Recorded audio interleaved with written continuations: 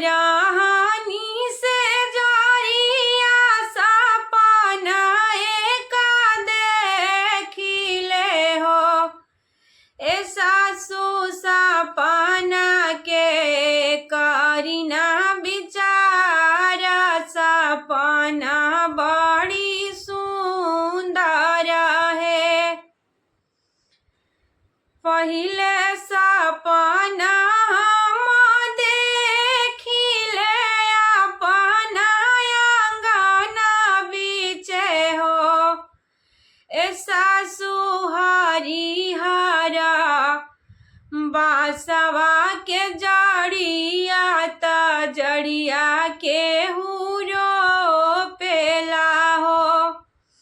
ए सासु हरिहर बासवा के जड़िया त जड़िया के हुरो पेला हो। धीरे बोलाए बहुआ धीरे बोलाया वारू गमीरे बोला हो।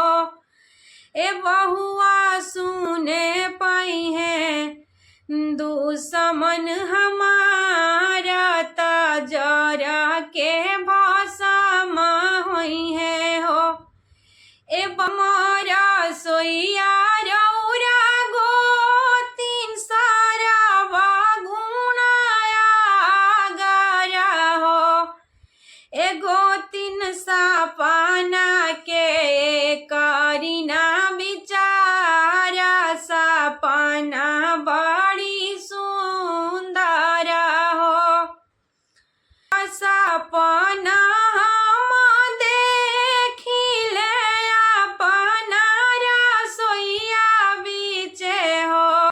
ए गोतिन को रही नदिया के दहिया जोराना के हु डालेला हो।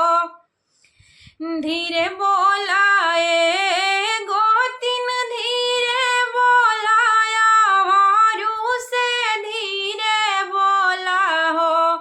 ए गोतिन तोहारा जानम है नंदलाल महला उठे सोहरा हो।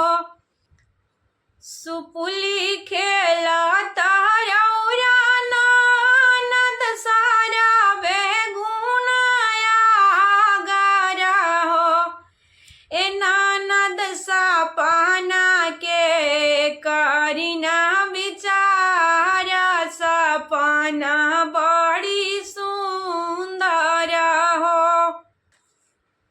तीसरा सपना हम देखिले अपना से जरिया बीचे हो। ए ननदो पाकल पानवा के बीड़ावा के दगिया मोहे